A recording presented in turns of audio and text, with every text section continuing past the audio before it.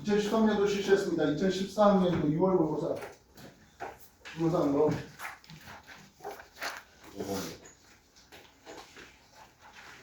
5번 그림 가는 엘니뇨 감시 해역 A를 나타냈고요. 나는 이 A에서 관측한 해수의 수온 편차를 나타냈습니다. 그러네요. 기본적으로 우리가 엘니뇨 라니아는 평상시를 보고 있습니다. 평상시 무역풍이 잘 불죠. 여기서 북쪽 도해기 및 남쪽 도해기로 잘 흘러갑니다. 그렇게 해서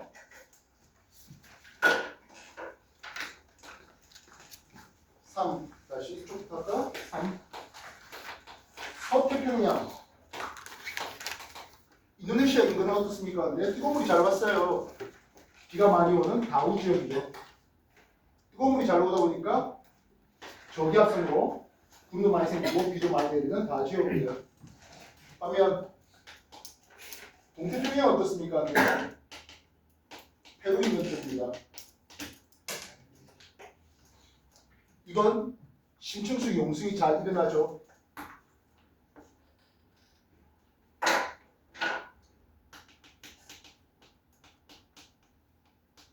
그리고 그렇게 오면서 영향력도 많다 보니까 좋은 오장이 형성되는 그런 과정이 돼요. 고맙게요. 근데 엘니뇨 시기는 어떻습니까? 그래요. 1번 무역풍이 약화돼요. 다음이 잘 안 보니까 이 북쪽 대류, 남쪽 대류 역시 약화되죠. 그래서 3프라임 이쪽은 뜨거운 물이 잘 안 와요. 가뭄, 건조, 뭐 산불 이런 것들이 잘 일어나는 좀 되겠고요. 여기는 용승이 잘 안 일어나요. 그래서 비가 많이 내리네요. 홍수. 하면 라니냐가 되면 무역풍이 매우 강화되는 거죠. 바람이 너무 잘 불어요. 그래서 북쪽 대륙, 남쪽 대륙 역시 강화되네요. 서태평양 쪽은 뜨거운 물이 너무 많이 왔어요. 홍수 피해가 나오고요. 그럼 동태평양 쪽은 어떨까요? 용승이 너무 심하니까 와 물고기 엄청 잘 잡힐까요? 명예 피해가 이거요. 오늘 통필 마음에 안 드네.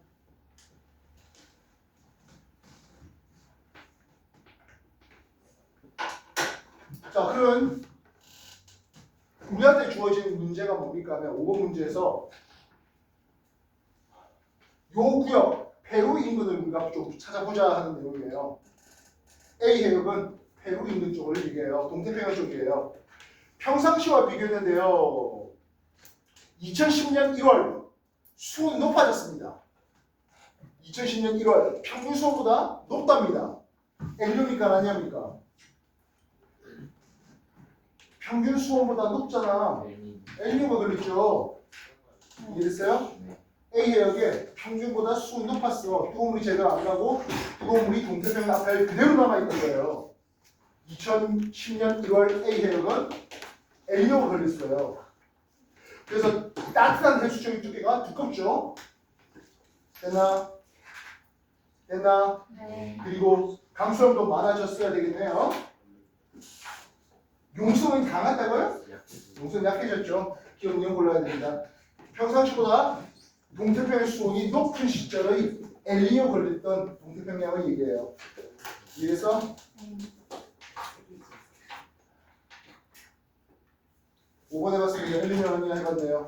또 다른 질문 4번이요. 8번이요. 4번. 8번 4번.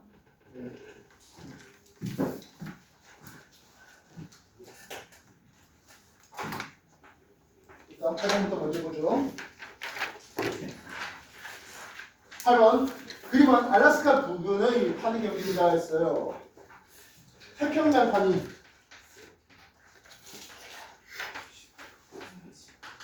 북아메리카 판 밑으로 섭입하고 있는 과정에서 여기 알루산 해구와 나락의 호상열도, 알루산 열도라는 호상열도를 만들어요.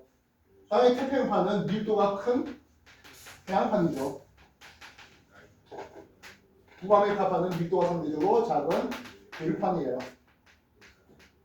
이것과 비슷한 곳이 있어요. 태평양판이 유라시아판 밑으로 파고들면서 일본 해구와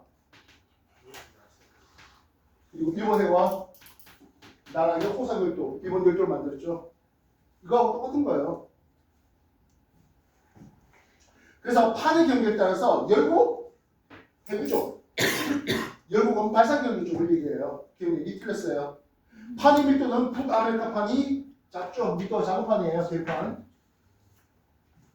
이 지역에서 진앙을 했습니다. 예, 이쪽에 천발진이 만들어지고요.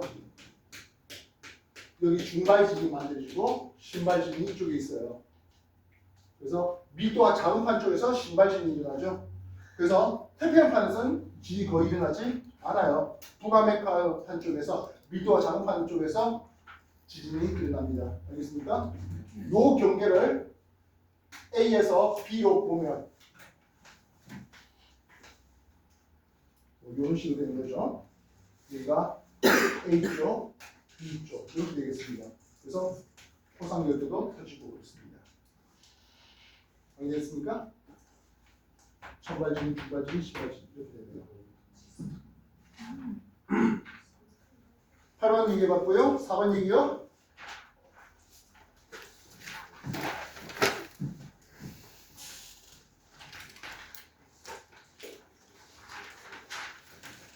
얘기. 지하 자원을 구분합니다. 지하 자원은 아까 봤다시피 에너지 자원이 있었죠. 누구요? 석탄, 석유, 천연가스 이런 것도 있었네요. 그 다음에 광물 자원이 있네요. 광물 자원은 또다시 금속과 비금속으로 나누는데요. 금속 광물은 주로 산업의 형태로 나오다 보니까 재련이라는 과정이 필요하고요. 비금속은 굳이 재련까지 필요하진 않아요. 알겠습니까? 예를 들어서 산화철을 얻었으면 그 산화철을 재련해야, 환원시켜야 금속철로 얻어지게 되겠죠. 에너지자원, 광물자원 말고도 아까 말했다시피 뭐 수자원, 또는 토양자원, 또는 뭐 관광자원 등등으로 또 확대할 수 있습니다. 질문하겠습니다. A를 보니까 자철석, 황동석 했어 듣고 있죠? 금속들을 얘기하고 있네요. B, 석회석, 고령토, 비금속들을 얘기하고 있습니다. C, 석탄석유, 에너지자원을 제시하고 있습니다. 됐습니까? 흑연은 금속입니까? 비금속입니까? 흑연은 비금속이죠. 됐어요? 네. B는 재련 과정을 거쳐서 사용한다. 비금속은 재련 과정이 굳이 필요하지? 않다 했죠? 화석연료의 사용이 과해지면 지구온난화가 심해집니다. 당연한 거죠. 이해됐어요? 네. 정리하십시오.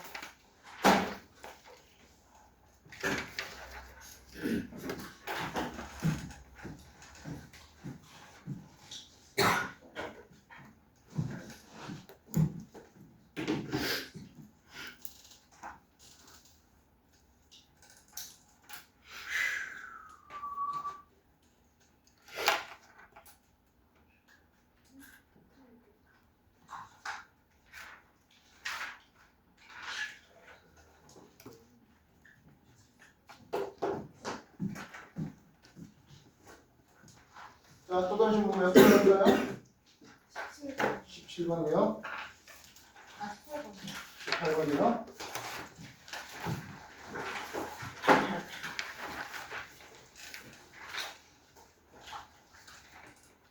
(18번) 회색 전선을 동반한 온대 저기압의 모습이어요 했습니다. 우리가 기본적으로 한랭 전선, 음란 전선 동반하다가 회색 전선까지 동반한다 했잖아요. 그지?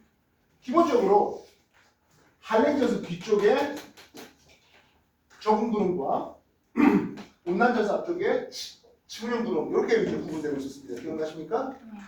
이게 폐색 전선이 진행되면 이런 정도로서 이런 식으로 되고요. 그래서 구름이 요 형식이 되었어야 할 것 같습니다.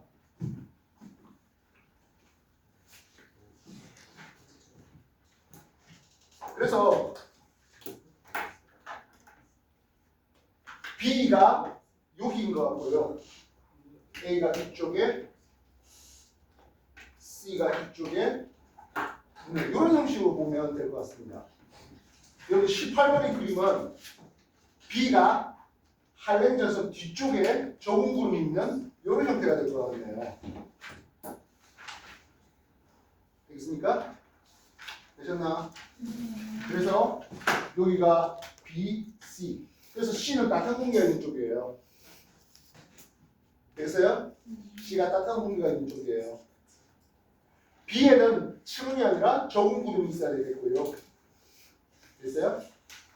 그리고 온대절의 중심을 향해서 C는 이런 계열을, 남풍 계열이 우선 있어야 되겠죠? 확인됐습니까?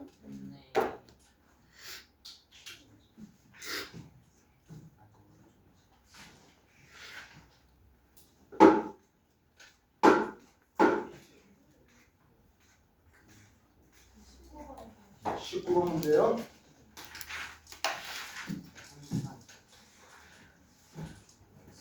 그러면 태양과 지구에 대해서 금성의 상대적 위치를 나타냈습니다. 그래서 자, A는 외압이죠. 3, B는 동방 최대 이각이 되겠고 C가 외압이고요. D는 서방 최대 이각의 위치예요. 어느 날 새벽에 우리나라에서 금성을 발견했더니 최대 이각이다. 이게 서방 최대 이각이 있었네요. 서방 최대 이각은 해 뜨기 전에 동쪽판에서 보는 거죠. 예, D 여기 있어요. 이날 금성 위상은 예, D 서방 최대 이각에선 하현 위상이죠. 기억력이 옳아요. 이날 다음 날 금성의 시직경을 했습니다. 어차피 서방이니까 작전 지구로부터 멀어집니다. 시직경은 지속적으로 감소해야 됩니다. 이날보다 작아진다 했으니까 이런 얘기도 옳죠. 1.5년 후 이때 금성 공전 중에 0.6년이 되잖아. 폐압 주기는 2분의 1 빼기 P분의 1의 절대치. 이 절대치를 취한 이유는 내행성, 외행성이 서로 달랐다 했었기 때문인데요. 똥우야, 네. 뭔 얘기하냐? 다른 문제를 저거는 알 것 같아서 다른 문제. 1분의 1 빼기 0.6분의 1 이렇게 되죠? 그럼 0.6분의 이건 0.6분의 0.6으로 써도 상관없죠? 네. 그러면 0.4가 되고 S분의 2 이렇게 되겠어요. S는 1.5년이에요. 이해됐어요? 그래서 1.5년 후 금성은 또다시 서방 최대 이각의 위치에 와 있어야 합니다. 새벽에 최대 이각의 위치에, 예, 서방 최대 이각의 위치에 또다시 1.5년 후에 있어야 합니다. 이 얘기도 불타해야 되겠죠? 이해됩니까?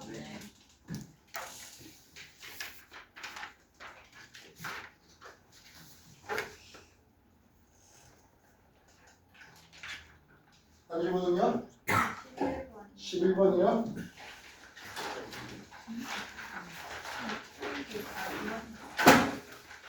자, 11번 사태 얘기가 나오네요.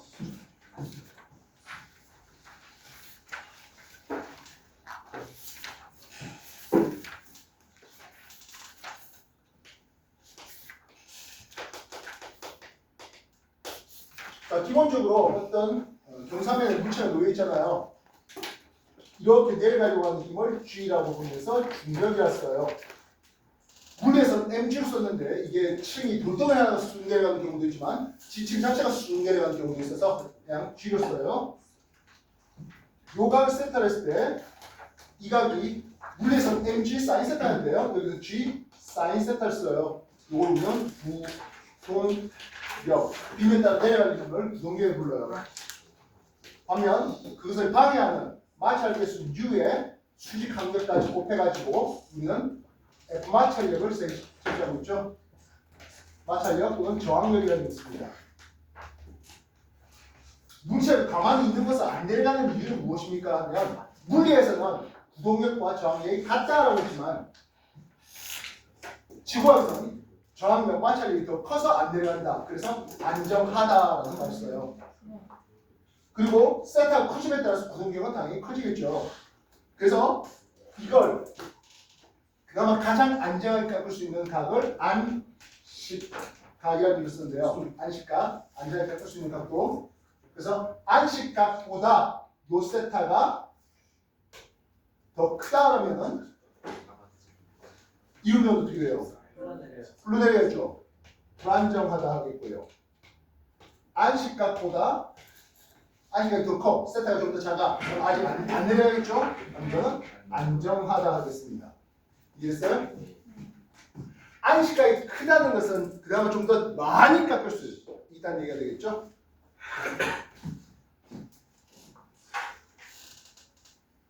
자, 11번 사택 원리 알아보기 함인데요. 고운 물에 붉은 물에 각각 1리터씩 준비하고요. 깔때기로 해서 쓱 담아봤습니다. 요 세타가 모래가 이런 식으로 쌓이면서 요각 세타를 줬어요. 그럼 이각 세타가 되겠죠? 즉 안식각 세타를 제시한 거예요. 이해됐습니까? 네. 그래서 안식각은 90마일 세타가 아니라 세타 그 자체가 되겠습니다.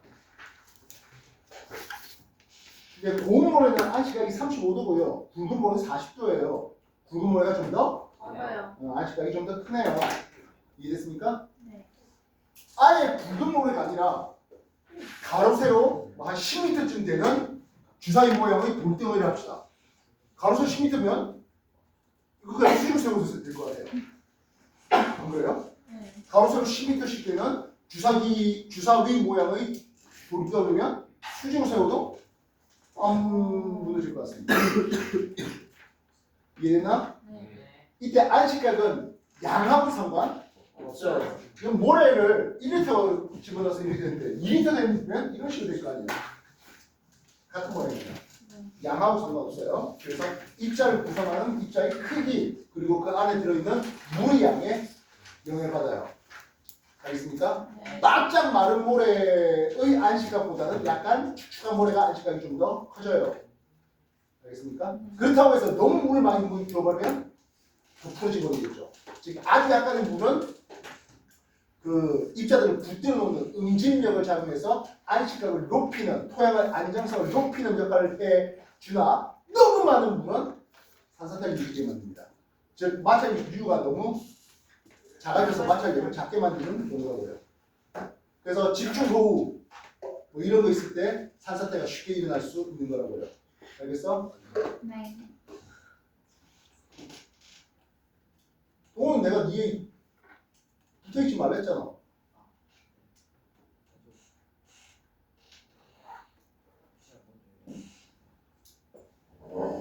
지금 내가 왜 돈 니만 자꾸 눈에 보여 지적당하는지 모르겠다.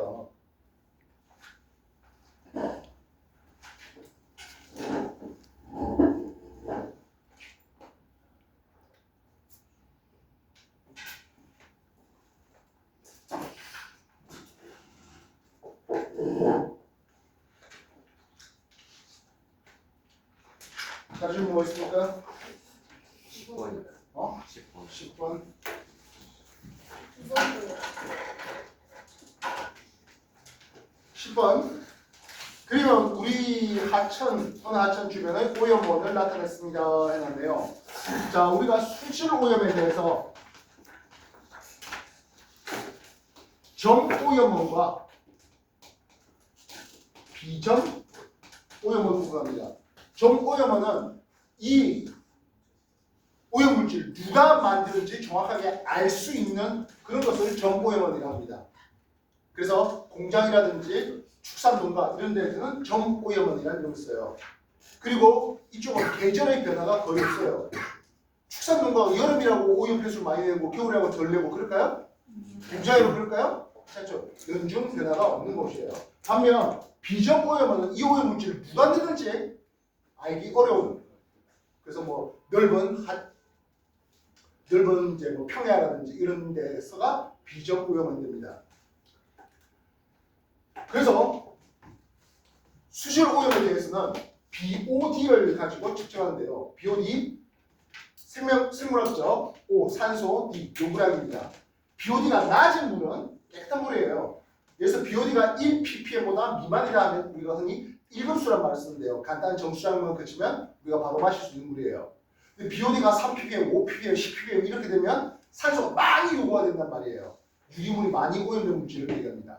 그래서 상류에서부터 하류로 강물이 흘러가는데 만약에 유기물이 잔뜩 들어온 폐수가 섞였다고 합시다. 그래서 축산 농가가 그 하수를 제대로 정수하지 못하고 내보냈어요. 그러니까 BOD가 치솟죠. 이렇게 치솟은 놈이 시간이 지나면서 자정작용이 일어나면 다시 BOD가 낮아지게 됩니다. 자정작용이 일어나면. 반면 자정작용이 못 일어나면 그냥 흔히 말하는 똥물이 계속 하루가 내려가는 거죠. 이해됐습니까? 자, 그래서 BOD 값이 0.8하다가 B에서 19.7, C에서 29.5까지 치솟네요. A에서 B, C 치솟고 U에 D, E 내려가네요. 알겠습니까? 예, 굉장한 정오염물이죠. 하천수 유기물 농도는 A는 깨끗한 물이에요. 별로 없어요, 유기물이. 이해됐습니까? C가 유기물이 많다는 얘기죠. 수질은 하루 갈수록 점점 나빠집니까? 근데 지금 BOD 값이 줄어들고 있고요. 용존산소량은 DO 용존산소량은 다시 회복되고 있는 상황을 보고 있습니다. 그래서 어느 정도 자정작용이 일어나고 있는 하천이다. 이렇게 볼 수 있는 거예요. 이해됐습니까? 네. 얼마 전에 택쌤하고 수질 오염 수업했던 것 같은데? 했어요. 어? 했어요.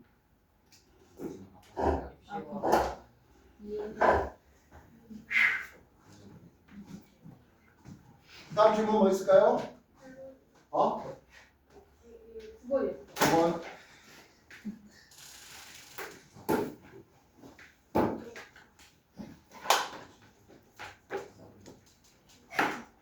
9번. 그림 가나는 화성에서 관측할 수 있는 전리인데요. 했는데요. 자, 가는 주상전리죠. 얘는 가산암에서 볼 수 있고 급격한 냉각을 통해서 부피 수축이 일어난 거예요. 냉각을 통해서. 반면 나는 판상전리를 나타내고 있습니다. 이 판상전리는 심성에서 나오는 건데요. 얘는 압력 감소를 통해서 부피가 증가, 팽창하다가 일어나는 현상이에요. 그래서 기억, 가는 마그마 지하 깊은 곳에서 냉각될 때 형성됐다? 아니요, 화산암의 지표 근처예요. 기억 얘기 틀렸어요. 이온, 나는 지하 깊은 곳에 있던 암석이 지표에 노출되면서 압력이 감소하면서 일어나는 일이죠. 이온. 그리고 당연히 전리가 발생할수록 그 사이에 물이 끼어들어간다든지 용해 과정 또는 물이 온다든지 방비작용 이런 것들이 더 잘 일어날 수 있겠습니다. 알겠습니까? 네. 전리가 되면 표면적이 늘어나잖아요. 화학 반응이 일어날 수 있는 또는 물리 변화가 일어날 수 있는 표면적이 늘어나는 거예요. 9번 해봤습니다. 또 다른 질문은요? 20번 문제요.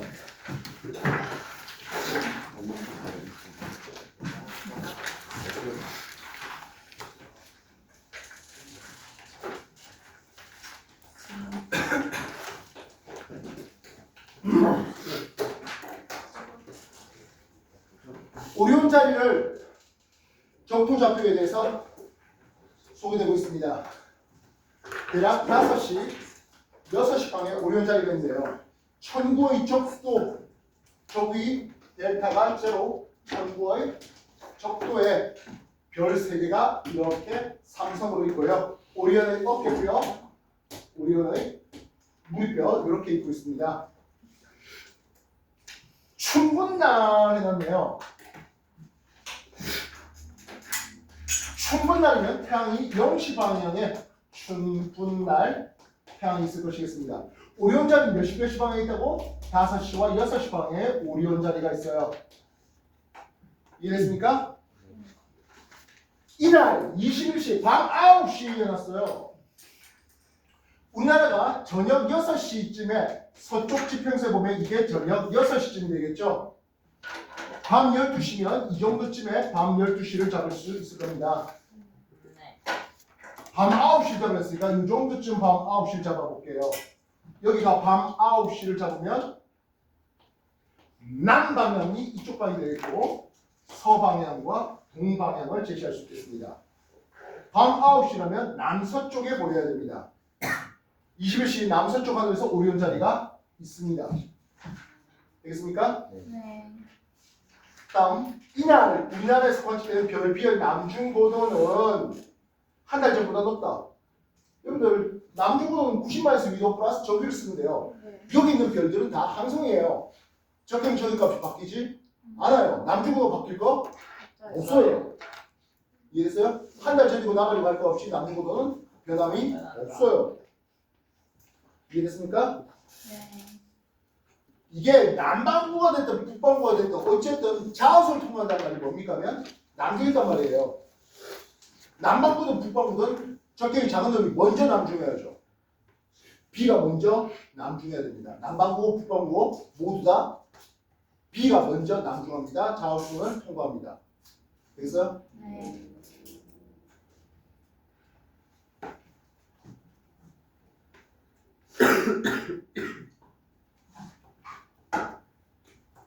다른 질문?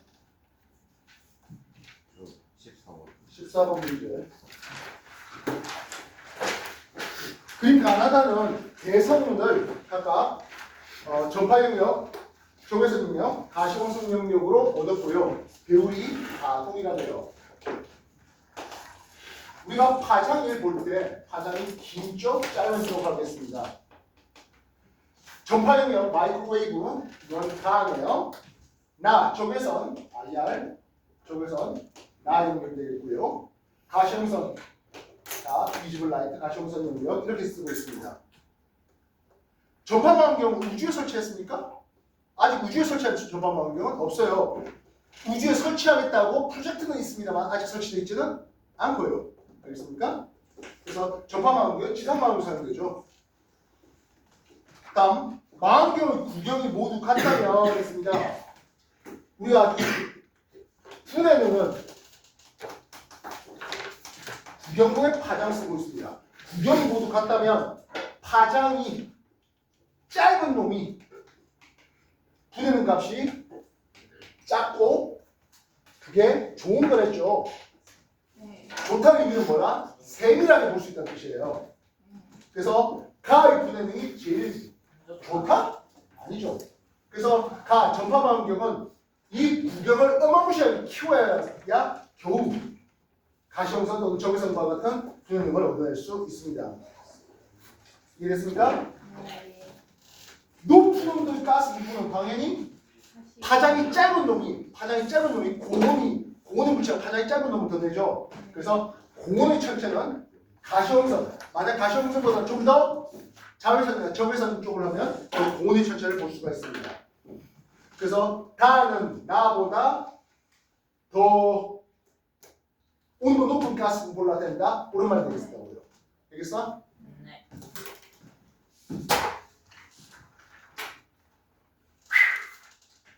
다른 질문 뭐 할까요? 다른 질문 없어요? 네. 자, 숙제 드립니다. 예, 13페이지부터 24페이지까지 9월, 10월 그리고 수능 이렇게 3회차 풀어오겠습니다. 알겠나요? 예. 알겠나? 저는 숙제가 없네요.